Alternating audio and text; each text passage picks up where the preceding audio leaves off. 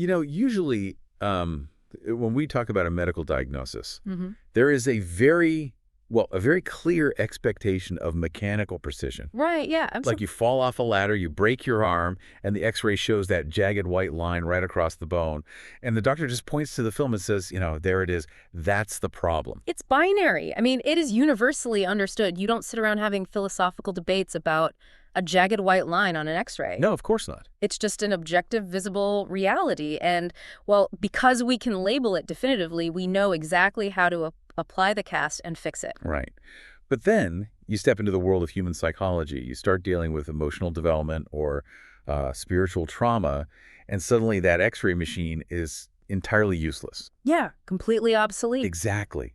We are looking at a diagnostic landscape that is incredibly murky. When you start trying to diagnose the human soul, the actual motivations behind why we believe what we believe or why we fear what we fear suddenly, that jagged white line just isn't there anymore. It's the absolute definition of diagnostic muddy waters.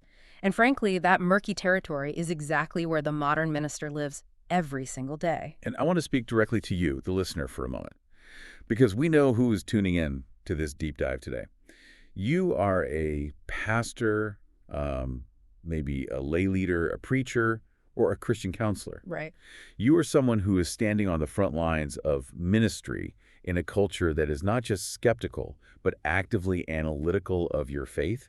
You're doing the heavy lifting of shepherding people through a very specific, very modern kind of doubt. And our mission today, the whole reason we're doing this deep dive, is to provide you with a deeply rigorous yet warmly pastoral exploration of what happens when secular culture tries to basically medically diagnose the Christian faith. Because that is the environment we are operating in. We've got a stack of philosophical and historical source material today that deals with this concept of psychological reductionism. Let's actually define that right away. Because that term, psychological reductionism, it sounds like something you'd only hear in some stuffy graduate seminar. Right, it's very academic. It is, but it is actually a pervasive assumption baked into almost every single conversation you will have with a modern skeptic. So how do we define it? Well, psychological reductionism is basically the attempt to reduce complex, transcendent spiritual realities into mere neurological or psychological mechanics. Okay, so saying God is just a psychological crutch. Exactly. The divine is just a coping mechanism. It basically reduces the sheer majesty of the cosmos to, like, a glitch in the human brain. And as a pastor, you know this inherently.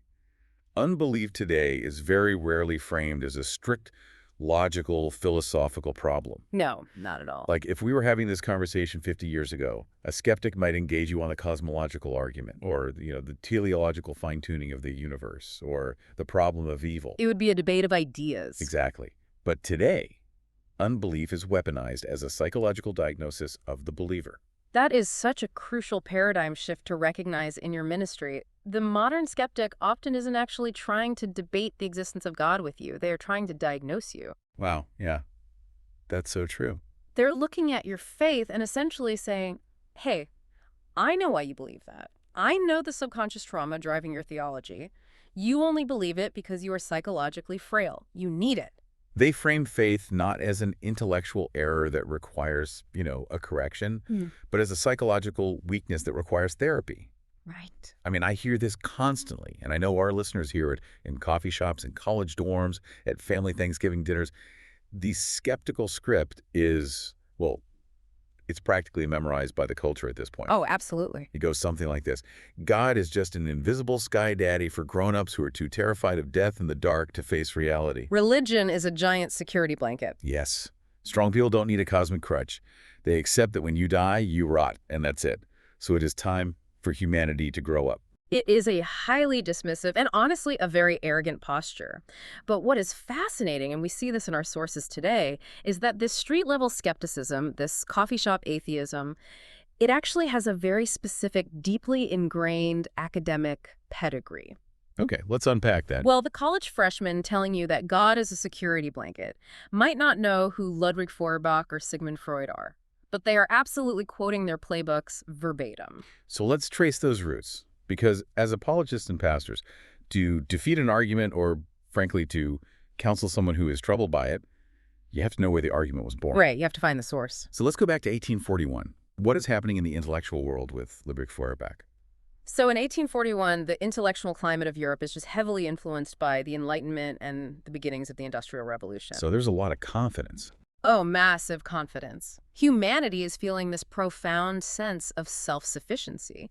And in this environment, Feuerbach publishes a deeply influential book called The Essence of Christianity. And his central thesis introduces what we now call anthropological projection. Okay, anthropological projection. How does that projection work, mechanically speaking? Well, Feuerbach argued that human beings have this profound capacity to conceive of perfection. Like, we can look at our own finest qualities, things like boundless love, perfect justice, infinite wisdom, unmatched power. Deep mercy, things like that. Exactly. But because we are finite and frail and deeply flawed creatures, we know we do not possess these things perfectly ourselves. Right. I mean, we love, but our love is selfish. We seek justice, but our justice is corrupted. Exactly. So what does the human mind do with this gap between the ideal we can imagine and the reality we live? According to Feuerbach, we project these idealized qualities outward onto an imaginary infinite canvas.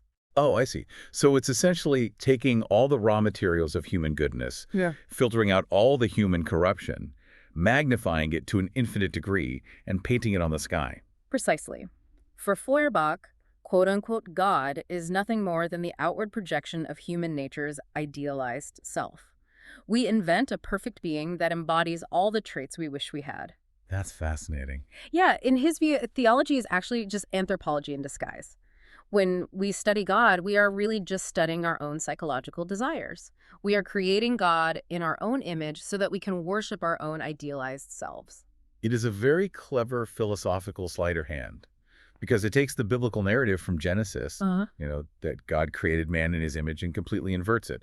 Feuerbach is saying, no, man created God in his image. Exactly. But as influential as Feuerbach was, it feels like his theory lacks a certain emotional engine. I mean, it explains what we're doing, but it doesn't really capture the desperate need people have for God. And that is exactly where Sigmund Freud comes along. Right. He puts Feuerbach on the therapist's couch, doesn't he? He absolutely does. And this is where the argument gains its real cultural teeth. So fast forward to 1927. Freud writes a profoundly influential book called The Future of an Illusion. The Future of an Illusion. Right. And Freud looks at Feuerbach's projection theory and asks the deeper psychological question. He says, okay, but why do we project this image? What is the traumatic mechanism driving this desperate need to invent a God? And Freud's entire worldview is heavily colored by trauma, isn't it? He's always observing human behavior through the lens of deep psychic conflict. Entirely. Freud's answer is deeply rooted in his view of human vulnerability. He asserts that human beings find themselves cast into a cold, indifferent, and utterly terrifying world. Just think about the raw reality of human existence, especially before modern medicine or, modern technology. Right. It's brutal. We are surrounded by chaotic natural disasters, unpredictable and incurable diseases, vicious predators, and looming over all of it is the absolute unyielding certainty of our own death. It is objectively terrifying. It is. Freud categorizes this as raw existential dread. Nature is just a crushing force. And he argues that to cope with this overwhelming, paralyzing terror, the human psyche instinctively utilizes a defense mechanism. Which is what? It reverts to an infantile state. Infantile regression. Yes. Think about the mechanics of a child's mind. When a toddler is terrified of a thunderstorm or a dog barking or the dark, what do? They don't try to negotiate with the storm? No, they cry out for their father. They want a massive, strong, omnipotent, protective figure to step between them and the danger and just make the scary things go away. So Freud is saying that as adults, when we inevitably realize our earthly fathers can't protect us from cancer or earthquakes or death, our psyche it just invents a bigger father. That is exactly the Freudian illusion model. It operates in a very specific sequence. First, we experience raw existential dread facing the crushing reality of nature and death. Second, our psyche undergoes an infantile regression because we feel small, helpless, and desperate for protection. Third, we project a father figure into the cosmos. God becomes the ultimate cosmic security blanket. So the terror drives the projection. Exactly. Freud explicitly wrote that this terrifying impression of helplessness in childhood arouses the need for protection, which is provided by the earthly father. And then as adults, when we realize our earthly fathers are powerless against the ultimate dangers of life, we just transfer that need to a divine providence. I have to push back here, though, or at least play devil's advocate for a moment. Yeah. Because as a pastor listening to this, I think we have to admit something deeply uncomfortable. Okay, what's that? Freud's model makes a lot of intuitive sense. I mean, it looked incredibly accurate from the outside. How so? Well, just look at our own hymnals. We sing about leaning on the everlasting arms. We preach about God as our fortress, our shield, our ultimate comforter in times of grief. I mean, I have sat at the bedside of parishioners who are facing terminal diagnoses, and I have watched them regress, in a sense, into a posture of absolute childlike dependence on God. Yes, of course. So if our faith looks like a coping mechanism, and it acts exactly like a coping mechanism, it's no wonder secular culture finds Freud's narrative so compelling. The skeptic looks at the hospital room and says, "See, Freud was right. They're terrified, so they are clinging to the invisible father." Your observation is exactly why this objection is so incredibly difficult to counsel people through. Because it contains a kernel of observational truth. Yeah. Believers do find comfort in God. Believers do rely on him in the face of death. Freud is observing a real phenomenon, the comfort of the believer, but he is aggressively misinterpreting the source of that comfort. He's confusing the symptom with the cause. Exactly. He is assuming that because the comfort exists, the object of comfort must be fabricated. And before we get into dismantling that assumption, there is one more psychological thinker we need to bring into the mix today, because our listeners will definitely encounter his influence, especially among the more, spiritual but not religious crowd. Carl Jung. Yes, Jung. Jung is vital to understand here. He was a contemporary of Freud, originally a disciple of his, actually, but they had a massive falling out. Jung had a slightly softer, more mystical view of religion. He didn't view it as a pathetic, infantile neurosis the way Freud did. Jung is incredibly popular right now. You hear echoes of his theories in modern self-help, in literary analysis, and discussions about myth and meaning. He focuses heavily on what he calls archetypes, right? Yes, archetypal theory. Jung proposed the idea of a collective unconscious. He noticed that certain religious images, symbols, and narrative structures, these archetypes like the dying and rising God, the great flood, the wise old man, the cosmic tree, they recurred in dreams, myths, and religions all across the globe. Even in cultures that had no contact with each other. Exactly, in cultures that had absolutely no historical contact with one another. So a skeptic using Jung might say, look, the Christian story of Jesus dying and rising isn't historical reality. It's just the Jewish iteration of a universal psychological archetype that exists in all human brains. That's the argument. Jung argues that religion is a natural, perhaps even healthy, product of the human psyche expressing these deep, shared, symbolic structures. But that's a trap, isn't it? It is a massive trap. Here is the critical danger for the Christian apologist or pastor. Yeah. Even though Jung is more appreciative of religion than Freud, his theory still ultimately traps God inside the human mind. It's a gilded cage, but it's still a cage. Perfectly said. Jungian theory reduces divine encounters to mere instruments for learning about human nature. It is not an encounter with an objective, external, holy creator. So we're just learning about ourselves. Right. In this view, God is just a very useful psychological tool, a profound archetype buried deep in our collective psyche that just helps us integrate our personalities. So whether we are dealing with Feuerbach's outward projection of our best traits, or Freud's infantile illusion born of terror, or Jung's structural archetypes, the endpoint of this psychological reductionism is always identical. God is merely a mirror reflecting our own minds back at us. That is the diagnosis the culture has handed down to us. Okay, so we know the diagnosis. We see the blurry X-ray they are holding up, claiming they found the psychological fracture that causes faith. How do we treat this? How do we equip the leader listening right now to dismantle this? We need to pivot to the academy, the heavy-hitting academic and philosophical evidence. Let's do it. Let's start dismantling this projection critique. The first and perhaps most devastating counterpunch we can equip our listeners with is a foundational philosophical concept known as the genetic fallacy. The genetic fallacy. Yes. This is the most glaring logical error in both Feuerbach and Freud's work, and you will hear it committed constantly in everyday conversations. Let's really hammer this concept out because it is an incredibly useful tool for pastoral counseling. I want to make sure I'm explaining this right. The genetic fallacy is the logical mistake of trying to invalidate a belief simply by explaining the origin or the genesis of how or why someone came to hold that belief. That is precisely it. The genesis of a belief is entirely separate from the objective truth value of that belief. Okay. The psychological motivation you have for believing something, no matter how irrational or emotionally driven that motivation might be, has absolutely zero bearing on whether or not the thing you believe is actually factual. I'm trying to think of an analogy for this. Like, imagine my 4-year-old nephew believes that his pediatrician is a legitimate, board-certified medical doctor. Okay. And I ask him, why do you believe he is a doctor? And my nephew says, I believe he's a doctor because he wears a shiny stethoscope and he gave me a cherry lollipop. Well, the motivation for his belief is completely absurd. Exactly. Wearing a shiny object and handing out candy does not grant you a medical degree from Johns Hopkins. His psychological mechanism for arriving at the belief is childish and technically irrational. Right. But, and here's the crucial point, that does not mean the man isn't a licensed medical professional. The doctor's credentials exist objectively in reality, regardless of my nephew's silly reasons for believing in them.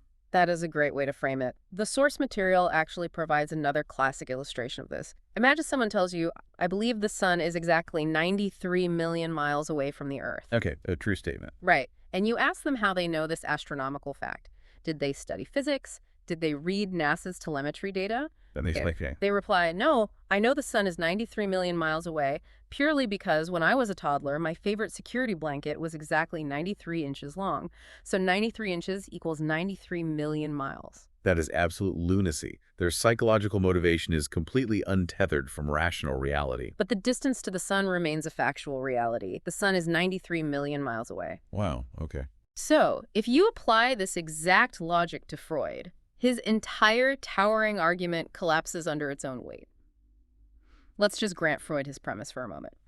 Let's say Freud is 100% correct about our psychological motivations. Okay, let's assume that. Let's assume that human beings are fundamentally terrified of death, that we regress to an infantile state, and that we desperately, pathologically want a cosmic father figure to protect us from the void.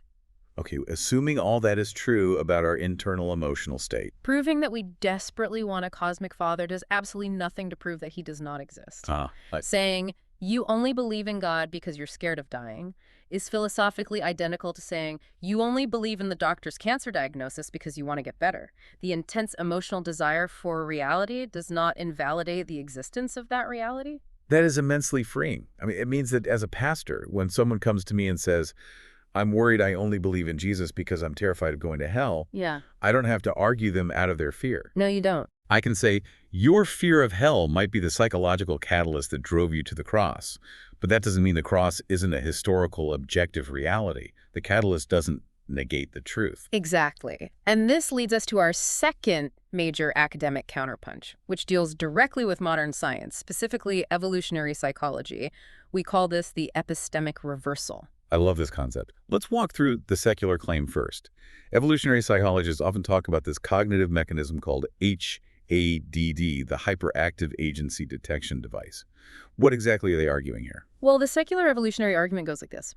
Early primitive humans survived on the savanna by being hypervigilant. Imagine an early hominid walking through the tall grass. They hear a sudden rustle nearby. Right. In that split second, they have to make a cognitive choice. Is that rustle just the wind, which is a natural non-agent cause? Or is that rustle a lion stalking them, which is an agent with intent? From a survival standpoint, the math is pretty simple. The human who assumes it's a lion and runs away survives, even if they're wrong. The human who assumes it's just the wind, but is wrong, gets eaten. Precisely. Evolution heavily selects for the humans who assume agency. Over hundreds of thousands of years, evolutionary psychologists argue this survival mechanism became hardwired into our neurobiology. We developed this hyperactive agency detection device. Yes, our brains are now constantly misfiring. We are evolutionarily programmed to invent agents, spirits, demons, gods behind thunderstorms, behind the movement of the sun, and ultimately behind the existence of the universe itself. So the secular claim is that all of human religion is essentially just a biological glitch. We are looking at a purely physical universe, but our survival-wired brains are projecting invisible lions into the tall grass of the cosmos. That is their claim.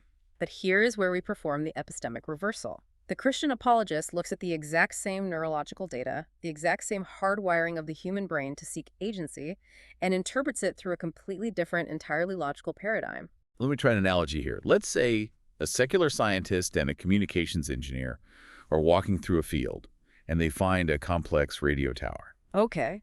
The secular scientist looks at the antenna and says, "Look at this bizarre, hyperactive metal growth. It's constantly vibrating and seeking out invisible frequencies in the air. What a strange random malfunction of metallurgy." Right. But the engineer looks at it and says, "It's not a malfunction, it's vibrating because it was specifically designed to catch a signal that is actually being broadcast." That is a perfect analogy. If an intelligent, loving creator designed human beings specifically for the purpose of being in a relationship with him, what would he logically do? Well, he'd give us a receiver. He would equip our minds with the exact cognitive apparatus necessary to recognize him. The hardware has to match the software. Exactly. Theologians historically, going back to John Calvin and others, call this the sensus divinitatis, the innate sense of the divine. It is a hardwired capacity to apprehend our creator. So, the skeptic looks at the human brain's natural universal inclination toward religion and cries, "Glitch. Misfire." But the theist looks at the exact same neurological hardware and says, look, perfectly designed hardware functioning exactly as intended. The presence of the receiver does not prove the broadcast is fake. In fact, the presence of a highly tuned receiver strongly implies that a transmitter actually exists. That is phenomenal. It takes a skeptic's best scientific observation and seamlessly integrates it into a robust theistic worldview. But I want to push us into even deeper waters here. Let's do it. Because psychological reductionism doesn't just attack general theism. Yeah. It directly attacks the historical foundation of Christianity, the resurrection of Jesus Christ. Yes, it attempts to invade history. If a skeptic refuses to believe in the miraculous, but they also cannot deny the historical fact that the early disciples genuinely believed they saw a resurrected Jesus, they are trapped. Right. They have to explain the belief without the miracle. They have to explain why the disciples believed it without admitting a resurrection actually occurred. And this is where they pull out the hallucination hypothesis. I've read works by critics like Gerd Ludemann, who was a very prominent New Testament scholar, and he leans heavily on modern depth psychology to explain away the resurrection appearances. Ludemann's argument is essentially an application of Freud and Jung to first-century history. He argues that the disciples were suffering from profound cognitive dissonance and grief. Okay, think about Peter. Yes, think about Peter. Peter had sworn to die for Jesus, and instead, he denied him 3 times. According to Ludemann, Peter was so overwhelmed with subconscious guilt and grief that his psyche simply fractured. A grief-induced psychological break. Exactly. To resolve his internal torment, Peter's mind projected a massive, vivid sensory hallucination of a risen, forgiving Jesus. And Ludemann argues the same for Paul, that Paul was burdened by subconscious guilt for persecuting Christians, leading to a hallucinatory break on the road to Damascus. I want to push back on this, not because I agree with Ludemann, but because this actually sounds very plausible to a modern ear. It does. As a pastor, I have had grieving widows sit in my office and tell me with absolute sincerity that they saw their deceased husband standing at the foot of their bed, or that they clearly heard his voice. But because grief does cause hallucinations. It does. The human mind does play tricks on us under extreme stress. So why couldn't Peter, in a state of sheer devastation, have experienced a grief hallucination that started a movement? It is a vital question, and it is exactly why this objection is so insidious. But modern historical and biblical scholarship has dismantled the hallucination hypothesis with absolute precision. There are 3 massive, insurmountable problems with applying this to the early church. Walk us through them. What is the first problem? First, the psychological foundations of the theory itself are remarkably shaky. The specific psychoanalytic theories that Ludemann relies on to explain these supposed mass hallucinations are heavily disputed. Wait, mass hallucinations? Remember, it wasn't just Peter. Paul records that Jesus appeared to the 12, to James, and to 500 brothers at one time. Right. And a hallucination is, by definition, an internal subjective event happening in one specific brain. It's like a dream. Exactly. I can't wake up and say, hey, did you have the same dream about the flying toaster last night? Mass hallucinations of the exact same detailed visual and auditory phenomena simply do not exist in the psychiatric literature. Exactly. You cannot share a hallucination any more than you can share a headache. Okay, that's the first problem. The second problem is methodological. Historians are very strict about something called psychobiography. What exactly is psychobiography, and why do historians reject it? Psychobiography is the attempt to clinically psychoanalyze a historical figure based solely on written texts. Professional historians universally reject this as a valid method when applied to ancient figures. Right. Think about the mechanics of modern therapy. To properly diagnose someone with a dissociative hallucinatory disorder, a trained psychiatrist needs dozens, if not hundreds, of hours of direct one-on-one dynamic clinical observation. Right. They need to monitor reactions, ask probing questions, observe body language. You can't just read a few letters and diagnose someone. You absolutely cannot put a man who has been dead for 2,000 years on a therapist's couch. We simply do not have the clinical data to retroactively diagnose Peter's psychic state or Paul's subconscious guilt. It is massive historical overreach disguised as science. But there's a third problem, and this is the one that really anchors the apologetic for the pastor. It's the historical context. This is the clincher. The hallucination hypothesis completely lacks explanatory scope regarding the physical evidence, specifically the empty tomb, within a first-century Jewish framework. Break down those mechanics for us. Why does the Jewish context shatter the hallucination theory? We have to understand the word resurrection anastasis meant to a first-century Jew.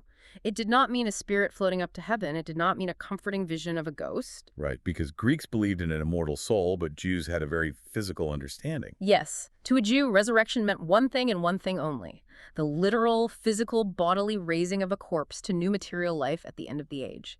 It was entirely physical. So if Peter is sitting in a room, weeping, and he suddenly has a vivid hallucination of Jesus glowing in the corner, Peter wouldn't conclude he is resurrected. Not at all. Peter would conclude, I am seeing his ghost, he is truly dead, and he is in Sheol. A vision of a dead person meant they were dead. Wow.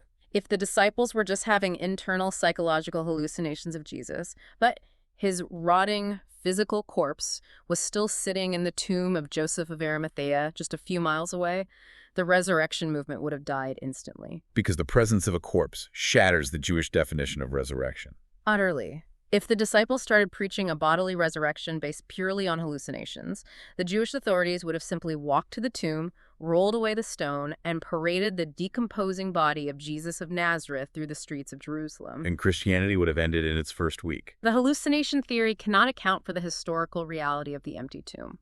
The subjective psychological theory cannot account for the objective historical data. It just doesn't work. Okay, I want to keep wading deeper into these academic waters. Right. Because we have to talk about the evolutionary argument against naturalism, or the EAM. Oh, this is a heavy one. It is. This is championed by Alvin Plantinga, who is arguably one of the greatest living Christian philosophers. Yeah. And frankly, this argument requires some heavy mental lifting, but it is devastating. It is a complex philosophical argument, but it is essential for pastoral leaders to understand because it completely undermines the skeptic's foundation. Plantinga is specifically targeting naturalism. Define naturalism for us in this context. Naturalism is the worldview that the physical, material universe is all that exists. There is no God, no soul, no supernatural realm. So matter is all there is. Right. Therefore, the human mind, our consciousness, our ability to reason, is nothing more than the accidental byproduct of blind, unguided Darwinian evolution. We are just meat computers governed by electrochemical reactions. So, according to secularists like Richard Dawkins, our brains were designed by evolution for two things and two things only: survival and reproduction. Our cognitive faculties evolved solely to help us find food, avoid predators, and pass on our DNA. Correct. But here's the critical philosophical insight Plantinga introduces, and we need to walk through this slowly. Evolution, by its very definition, selects only for survival value, not for truth value. Wait, I need to stop you there. I really want to make sure I'm grasping the mechanics of this. Because my initial instinct, and I assume the instinct of many listeners, is that knowing the truth is the best way to survive. It seems that way. If I know the true location of the water, I survive. If I know the truth that fire burns, I survive. Why wouldn't evolution naturally select for a brain that perfectly perceives objective truth? It's a great question, but it conflates two different things: behavior and belief. Evolution only cares about behavior. It only cares what your physical body does in response to a stimulus. It does not care why you do it or what invisible beliefs are floating around in your consciousness, as long as the physical action keeps you alive. Can you give us an analogy to illustrate that gap between behavior and belief? Plantinga gives a famous, albeit slightly humorous, illustration. Imagine a prehistoric hominid named Paul. Paul lives on the savannah, and he is surrounded by deadly tigers. Okay. Now, evolution needs Paul to exhibit a specific behavior. When he sees a tiger, he needs to run away. Obviously. But what are the internal beliefs that could produce that behavior? Scenario 1. Paul believes tigers are dangerous predators, so he runs. That belief is true, and the behavior saves his life. Makes sense. But consider scenario 2. Paul actually believes that tigers are incredibly friendly, cuddly creatures who want to be petted. We would. Just go with it. He thinks they are cuddly. However, Paul also believes that the best, most fun way to pet a tiger is to run away from it as fast as possible. Okay, so his internal belief system is completely delusional. It is utterly disconnected from reality. Yes, his belief is 100% false. But what is his behavior? He runs away. Exactly. Evolution will select for Paul's brain just as heavily as it selects for a brain that knows the truth, because the behavior keeps him alive. Evolution is blind to the truth of the belief. It only selects for the survivability of the action. Wow. This is starting to click. So if our brains evolve purely by blind naturalistic forces, there is absolutely no guarantee that our cognitive faculties are geared toward producing true beliefs about abstract reality. They're only geared toward producing survival-conducive behaviors. Now apply that realization to the atheist scientist. If naturalism is true, the atheist must admit that his own brain is just a survival machine. Right. So why should he trust his brain when it engages in abstract physics or quantum mechanics or advanced philosophy? None of those things have anything to do with outrunning a tiger on the savannah. Oh, wow. If naturalism is true, we have a built-in defeater for trusting our own minds. Exactly. This is Plantinga's genius.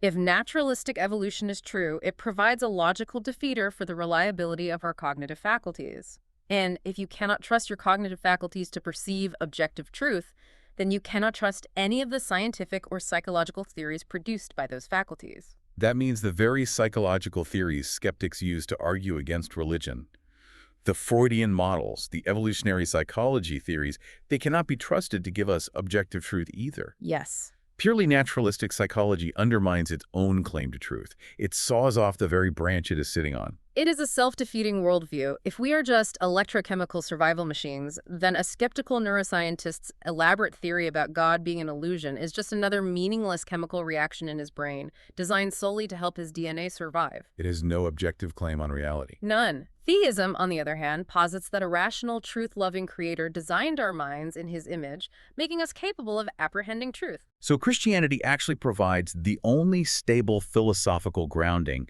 for doing science and psychology in the first place. That is a massive paradigm shift. It really is. But I want to pivot us now. We have been playing defense, dismantling the skeptical arguments. I want to move on to the offensive. I want to talk about the architecture of desire and psychoanalyzing atheism. Let's bring C.S. Lewis into the conversation.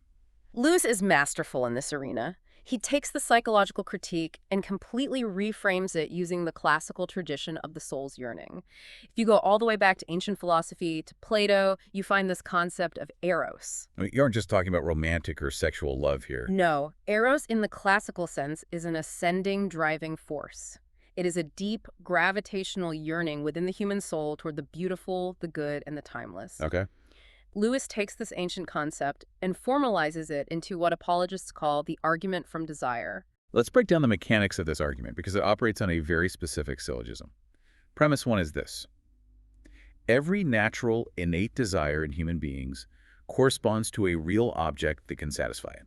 Now, we must make a crucial distinction here for our listeners because skeptics will immediately jump on this premise. We're talking about innate desires, not artificial or culturally conditioned desires. Right, like if I say, I have a deep burning desire to own a 1967 Shelby Mustang, that does not mean the universe is obligated to put a Shelby Mustang in my driveway. No, it doesn't. That is an artificial desire. It is created by culture, advertisements, and personal preference. Exactly. But innate desires are biological and psychological imperatives that are universal across all time, all cultures, and all geographies. Think about the mechanics of our bodies. We feel physical hunger. That internal ache is a reliable indicator that an objective reality called food exists to satisfy it. We feel thirst. That proves water exists. Right. We feel sexual desire. Sex exists. We have a drive for companionship. Other humans exist. The presence of the biological and psychological appetite is a reliable, truth-telling indicator that an object exists in reality to satisfy that appetite. Which brings us to premise 2 of Lewis's argument. There exists within the human heart a profound innate desire for a transcendent satisfaction, which absolutely nothing in this physical temporal world can fulfill. Lewis famously called this sense of this joyous longing, this haunting, unquenchable restlessness. And as a pastor, you see the mechanics of this every single day. Yes. You see it most clearly in the people who have made it by the world standard. Yes, the tragedy of the successful. You see a parishioner who has perfect health, massive wealth, immense career success, and a beautiful family. They possess every earthly good that secular culture says should make them happy. But they aren't. No, they sit in your office and confess to a haunting, hollow restlessness. They get the promotion and the thrill lasts a week, and then the void returns. Earthly pleasures act like hints or echoes of something greater, but they always, inevitably, fail to satisfy the core ache. So if premise 1 is true that innate desires correspond to real existing objects, and premise 2 is true that we universally possess an innate desire for something beyond this finite world, then the logical conclusion, premise 3, is unavoidable. Therefore, a transcendent reality must exist that satisfies this desire. To paraphrase Lewis, if I find in myself a desire which no experience in this world can satisfy, the most probable explanation is that I was made for another world. That longing isn't a psychological glitch. It isn't a misfire of the evolutionary hardware. It is an internal compass pointing to true north. It is a beautiful apologetic, but we can push this even further. We can take this psychological lens, this entire concept of wish fulfillment that Freud used against us, and we can turn it back on the skeptic. Let's psychoanalyze atheism. I love this because we always assume the atheist is the cold, purely rational, objective actor, while the religious believer is the emotional, fragile one seeking a cozy blanket. But human psychology is universal. Atheists have subconscious motivations, too. Is atheism itself a form of psychological wish fulfillment? We have a staggering quote from our source material that exposes this perfectly. It is from Thomas Nagel. And Nagel is not some fringe internet atheist. He is a highly respected, prominent secular philosopher at NYU. He wrote a book called Last Word, and in it, he drops this absolute bombshell of honesty. Let's hear it. He writes, "I want atheism to be true, and am made uneasy by the fact that some of the most intelligent and well-informed people I know are religious believers. It isn't just that I don't believe in God and naturally hope that I'm right in my belief. It's that I hope there is no God. I don't want there to be a God. I don't want the universe to be like that." That is a breathtaking admission of psychological motivation. Nagel, one of the sharpest secular minds, is confessing that he has a deeply rooted emotional and psychological desire for a universe devoid of a creator. So let's psychoanalyze that. Why would someone desperately want atheism to be true? What is the psychological payoff for the human ego? The payoff is absolute, unhindered autonomy. Think about what a universe with the sovereign, holy, omniscient God actually means. It means I'm not in charge. It means you are not the supreme authority of your own life. It means there is an objective moral law that you did not create and that you are failing to keep. Yeah, that's uncomfortable. It means cosmic accountability for your personal choices, your hidden motives, your secret actions, and most terrifyingly, it means there is a final judgment. So if there is no God, I am the captain of my soul. I write my own rules. Exactly. If you want to fiercely protect the human ego, if you want to retain the illusion of total control without any higher authority to answer to, atheism is the ultimate psychological protection mechanism. It is the ultimate wish fulfillment for the prideful human heart. We desperately want to be gods of our own tiny universes, and acknowledging a real God shatters that illusion. This leads us perfectly into a concept the source material calls the anti-comfort factor. This is a brilliant diagnostic tool to equip your lay leaders with when they're out having these conversations. Because if the skeptic claims Christianity is just a comforting human invention designed to soothe your existential dread, we have to ask a very practical question. Does Christianity actually look like a religion invented for comfort? Right. If you and I were sitting in a room and our only goal was to invent a psychological coping mechanism to make ourselves feel cozy and safe, what kind of religion would we invent? Well, we'd invent a toothless, purely permissive deity. We would invent a cosmic grandfather who smiles benignly at everything we do, who affirms all of our selfish choices, who never demands any personal sacrifice, and who guarantees a painless, prosperous life. We would invent a religious system where the human ego is always the hero. We would invent therapeutic, moralistic deism. But look at the terrifying, jarring realities of the actual Christian faith. It does not coddle the ego. No, it doesn't. It proposes a cosmic lawgiver who judges not just our outward actions, but our hidden thoughts. The Sermon on the Mount says if you are angry with your brother, you are guilty of murder. That is not comforting. It demands absolute, excruciating self-sacrifice. Take up your cross and follow me. The cross was an instrument of torture and execution. Right. Christianity commands you to love your enemies, not just tolerate them, but actively bless those who persecute you. It introduces the terrifying reality of hell, a narrow road to salvation, and an uncompromising standard of absolute holiness. If Christianity is a security blanket, it is woven out of barbed wire. True human wish fulfillment would never invent the Sermon on the Mount. Absolutely not. It confronts us with deep, agonizing existential discomfort and a brutal conviction of our own sin long before it ever offers us the peace of justification. This is a powerful conversational pivot. When a skeptic says, you just believe this because it makes you feel good, you can gently reply, have you actually read what Jesus demands? Because frankly, a universe with no God to judge me sounds vastly more comfortable for my ego than the demands of the gospel. Man, we have covered so much heavy academic ground, but we need to transition into the final and most vital section of our time together. We are moving from the academy to the pulpit. This is where the rubber meets the road. Because all of this intellectual firepower, Feuerbach, Freud, Plantinga, Lewis, Yeah. it is all just academic trivia if it doesn't help you shepherd the flock God has given you. And the overarching framework for the pastor here is understanding the proper role of psychology. We say that psychology must be a minister, not a magistrate. Explain that distinction. A magistrate is the judge. A magistrate sits on a high bench, hears the evidence, and hands down a binding verdict. Naturalistic psychology often tries to act as a magistrate. Passing judgment on faith. It tries to sit in judgment over the objective truth of the gospel, declaring it to be a mere psychological illusion. As Christians, we utterly reject that. We do not let secular psychology judge the truth of divine revelation. Well, you don't throw psychology in the trash either. No, we use it as a minister, a servant. When you strip away the naturalistic, atheistic assumptions, the observational tools of psychology can be incredibly helpful. Right, for pastoral care. Psychology provides a vocabulary for understanding human brokenness, trauma, family systems, and defense mechanisms. It helps us minister to the whole person. This is so important when addressing the roots of unbelief in your congregation. Because as a pastor, you know that when someone schedules a meeting and claims to be struggling with intellectual doubt, maybe they say they've been reading Richard Dawkins and they can't reconcile Genesis and science very often, that intellectual doubt is a smokescreen. It is a cognitive defense mechanism to hide a deeper, unaddressed emotional wound. Exactly. Maybe their father abandoned them, and they cannot stomach the idea of trusting a Heavenly Father. Their doubt is emotional, but they are articulating it intellectually because that feels safer. Right, it's less vulnerable. So how do we shepherd them? We use apologetics like the arguments we've discussed today to clear away the intellectual debris. We give them robust answers to satisfy their minds. But we use compassionate pastoral care, informed by an understanding of psychological pain, to actually bind up the emotional wounds. Let's bring this into a concrete, practical reality. The source material outlines a specific pastoral scenario that almost every seasoned pastor has faced, and it perfectly synthesizes everything we have discussed. Let's set the scene. Imagine it is a Tuesday afternoon. A high-achieving corporate executive in your church asks for a private meeting. He walks into your study. Okay. Now, by all secular metrics, this guy has unequivocally won at life.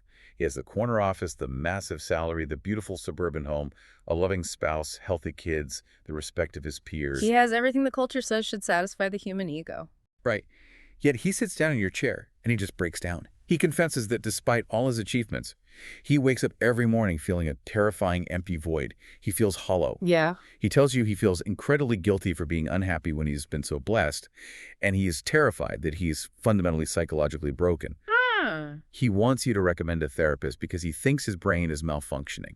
This is the exact moment where the academic truths we discussed intersect with raw human pain. What is the pastoral strategy? How do you minister to the Sehnsucht, that haunting desire? The source material outlines a 3-step counseling approach. Walk us through step 1. Step 1, destigmatize the restlessness. He is sitting there believing his emptiness means he is defective.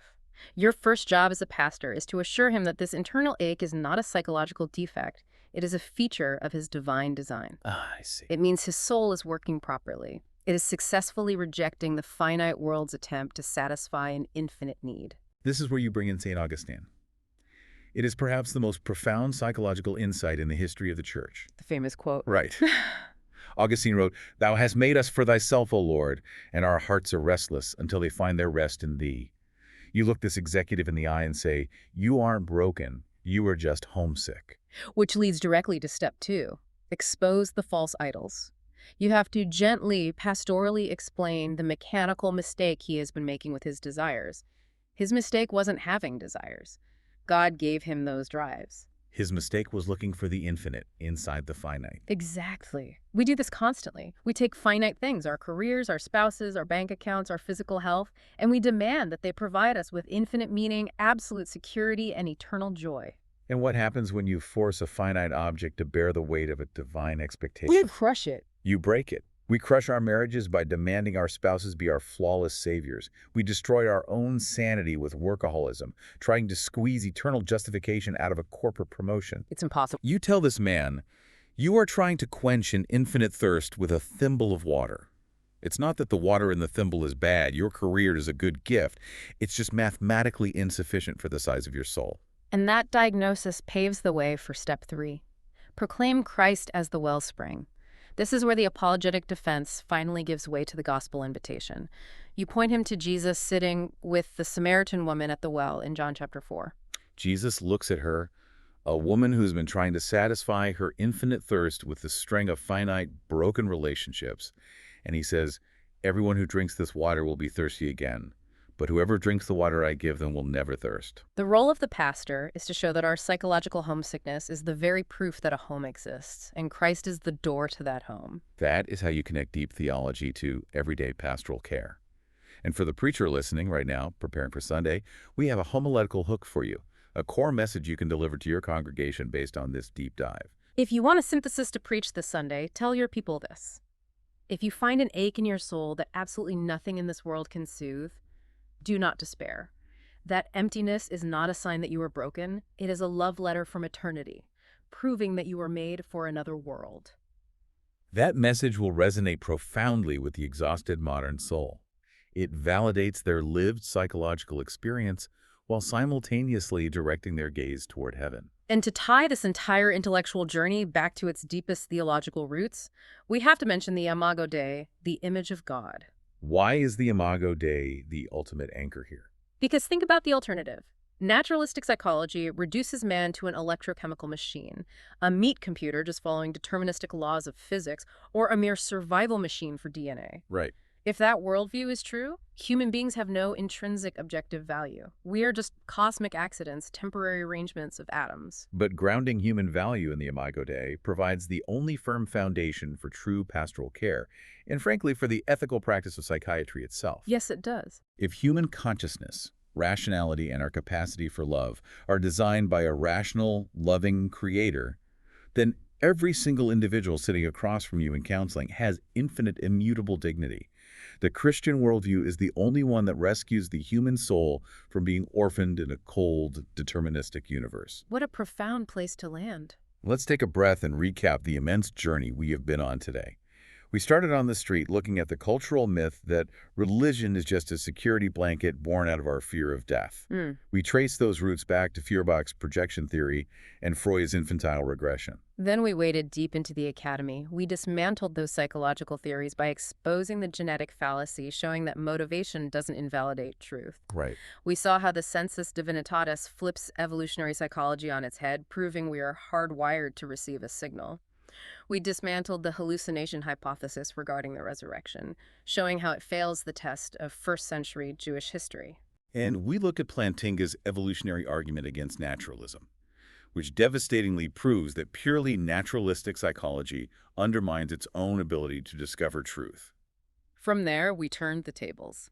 We looked at C.S. Lewis's argument from desire, showing how our innate, unquenchable longings point directly to a transcendent reality. We psychoanalyzed atheism itself, exposing its own deep-seated wish fulfillment and desperate desire for moral autonomy. And we used the anti-comfort factor to show that Christianity, with its demands for holiness and a cross, is terribly designed if it's merely meant to be a cozy coping mechanism. Finally, we brought it all home to the pulpit. We explored how to use psychology as a minister, not a magistrate. We learned how to shepherd those struggling with the restless ache of the modern world, pointing them away from their finite false idols and toward the living water of Christ. As we wrap up this masterclass, I have one final provocative thought for you to mull over as you step back into the trenches of ministry this week. I love these. What is it? We talked extensively about how innate earthly desires, like hunger, reliably point to earthly realities like food. And we discussed how our profound, haunting spiritual ache points to an eternal creator. Right. So here is my pastoral challenge to you. How might we retrain our congregations to view their moments of deepest daily dissatisfaction, the sudden boredom on a Tuesday, the frustration with a good job, the creeping feeling that there must be more to life than this, not as failures of their faith, but as the most tangible, raw moments of spiritual worship? Oh, wow. What if the ache itself is the very mechanism God uses to draw us back to himself? What if the ache isn't a symptom of a disease, but the alarm clock waking us up to reality? That is something you can preach with fire. Definitely. Thank you for joining us on this deep dive. Take these truths, step into your ministry this week, and remember, when the secular world tries to give you a psychological diagnosis, when they point to their blurry, murky X-ray of the human condition and tell you that God is just an illusion in your mind, You can look at them with absolute, intellectually rigorous confidence and say, no, the image isn't an illusion. You are just looking at a reflection of the creator who designed the machine in the first place. keep shepherding the flock, Okay. keep loving your people well. We will see you next time.